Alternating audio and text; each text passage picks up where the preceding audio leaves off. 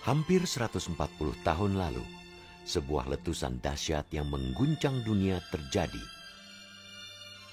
Letusan yang terjadi pada Senin pagi, tanggal 27 Agustus 1883 ini berasal dari sebuah gunung berapi yang terletak di selat antara Pulau Jawa dan Sumatera, Gunung Krakatau. Letusan raksasa yang mencatatkan rekor indeks letusan vulkanis atau Volcanic Explosivity Index dalam sejarah modern ini menyebabkan dampak yang luas di dunia.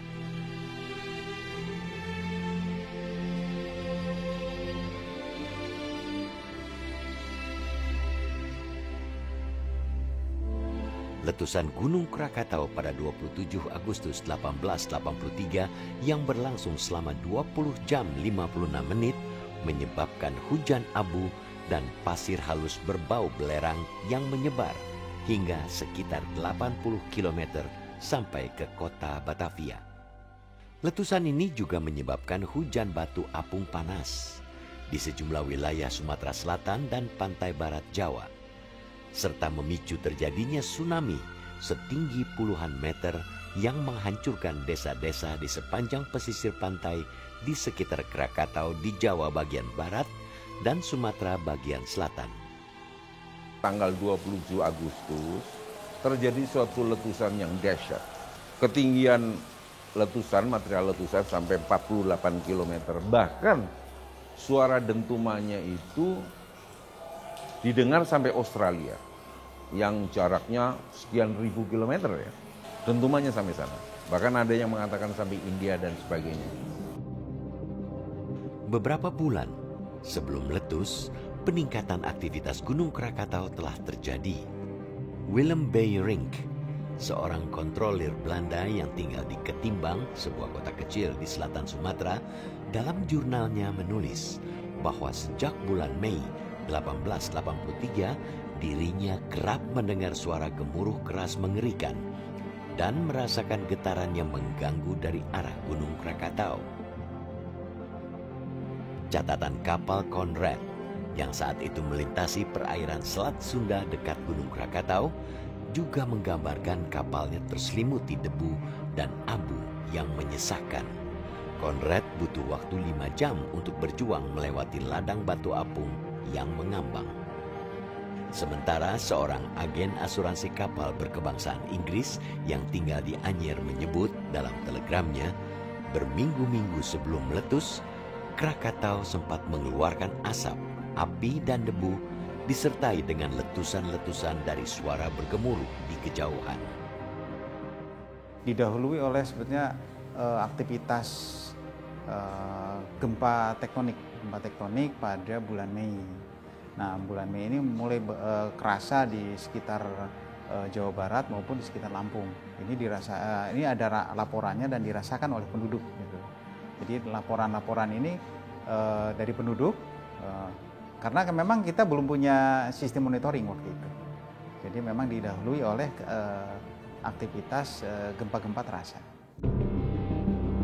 Setelah sempat mengalami peningkatan aktivitas, pada bulan Juni 1883, Gunung Krakatau kembali sunyi dan tak ada aktivitas vulkanis apapun yang tercatat, hanya kepulan asap putih tipis yang masih terlihat dari kawah perbuatan. Ketenangan ini berlangsung selama 8 minggu. Merasakan adanya gempa. Semakin lama semakin banyak, dan tingkah laku hewan itu semakin tidak karuan. Itu saya tanda tanya.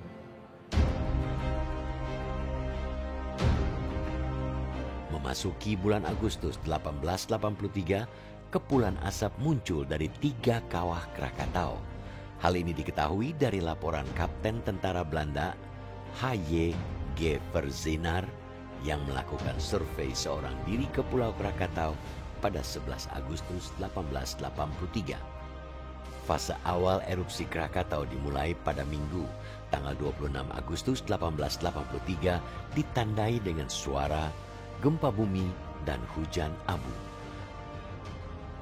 Ledakan raksasa Krakatau terjadi Senin 27 Agustus 1883 pada pukul 10:02, mengeluarkan material pasir, hujan abu, batu apung debu yang menutupi sinar matahari.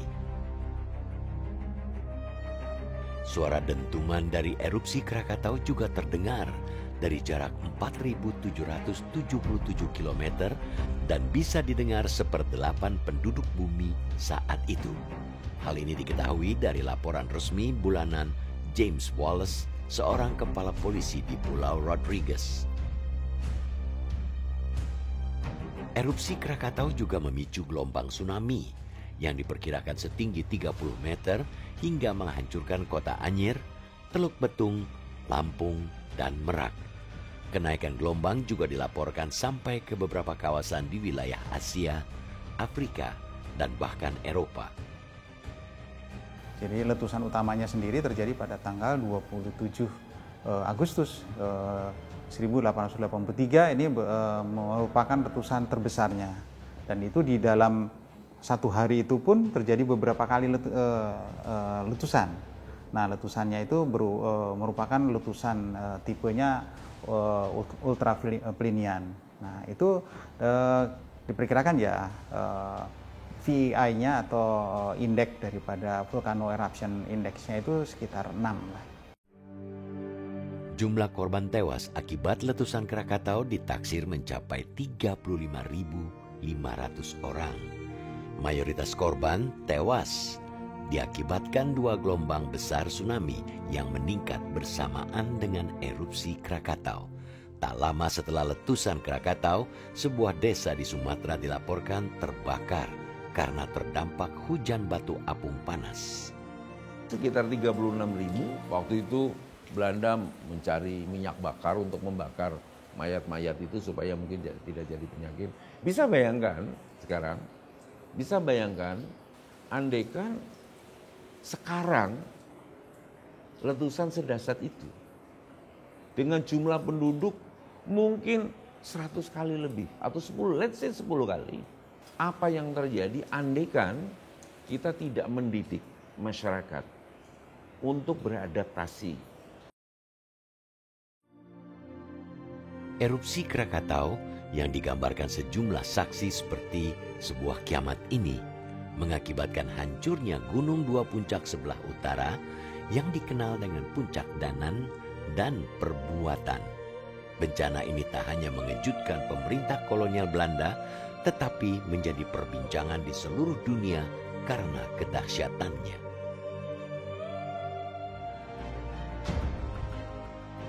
Erupsi Krakatau yang mencatatkan nilai indeks ledakan vulkanis atau Volcanic Explosivity Index pada skala 6,5 berada pada posisi 5 dunia.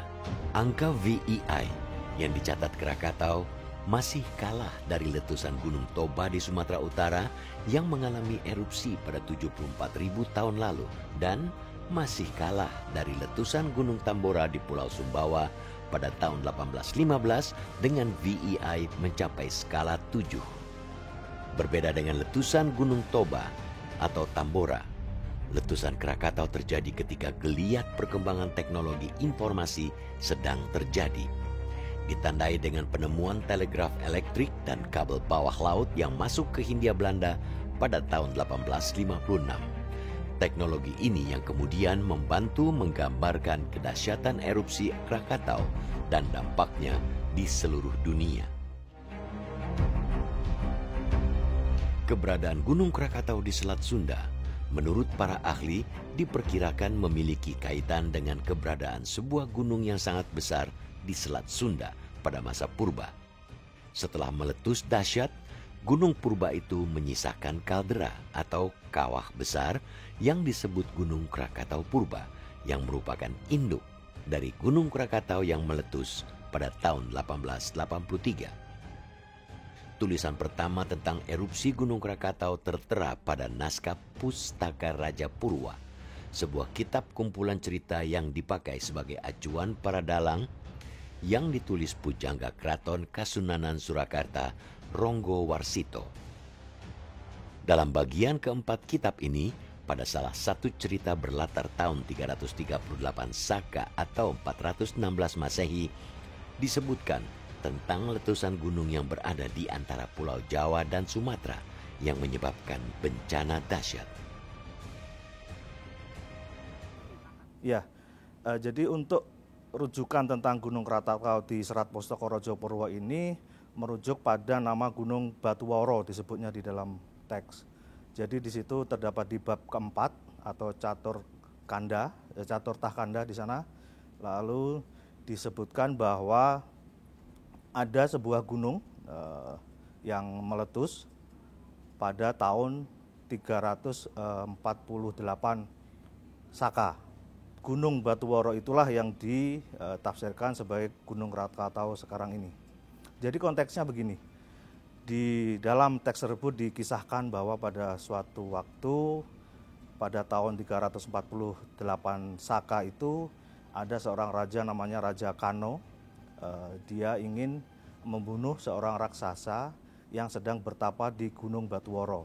Pada saat perjalanan ke Gunung Batuworo itu terjadilah peristiwa Gunung Batuworo itu meletus disertai dengan petir, hujan, angin, lalu terjadi musibah banjir selama beberapa hari.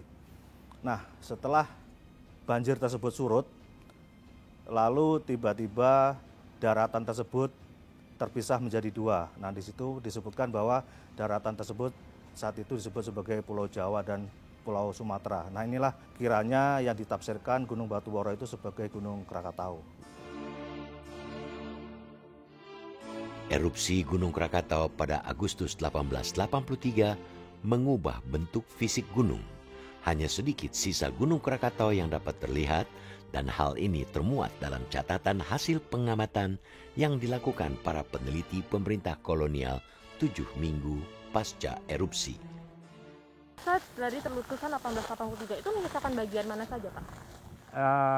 Sekarang ini hanya tersisa ini, namanya yang sebelah kanan kita ini adalah Gunung Rakata ya, itu merupakan sisa dari letusan 1883. Sebetulnya sebelumnya itu ada dua kerucut lagi yang dinamakan satu Gunung Danan, kemudian Gunung Perbuatan.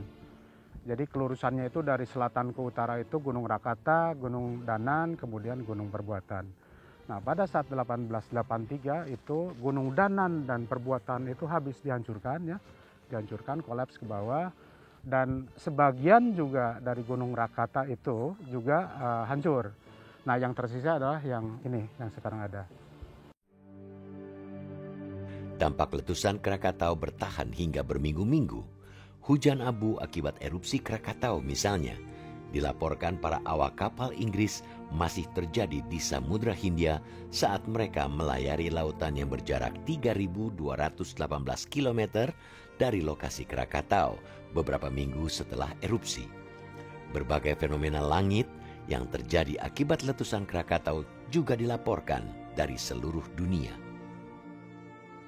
Suhu bumi juga dikabarkan mengalami penurunan bersamaan dengan erupsi Krakatau. Selama berhari-hari, masyarakat di bagian barat Jawa dilaporkan tidak bisa melihat matahari, sehingga suhu udara terasa lebih dingin. Banyak dampaknya, ya kan, dengan penurunan temperatur ya, terutama ya dengan tidak ada matahari. Ya tentunya di daerah-daerah yang musimnya banyak, dia tidak bisa menanam apa-apa kan. Tanaman pasti akan menjadi masalah karena dia berasimilasi memerlukan energi matahari. Energi mataharinya tertutup, jadi masalah. Gitu. Kisah erupsi Krakatau pada Agustus 1883 belakangan dilukiskan dengan baik pada buku Krakatoa, Saat Dunia Meledak, karya Simon Winchester. Buku ini ditulis Winchester dengan memanfaatkan dan mengutip berbagai catatan perjalanan kapal, catatan harian pejabat kolonial maupun orang Eropa, jurnal ilmiah, dan bahkan sejumlah karya seni yang memiliki kaitan langsung maupun tak langsung dengan letusan Gunung Krakatau.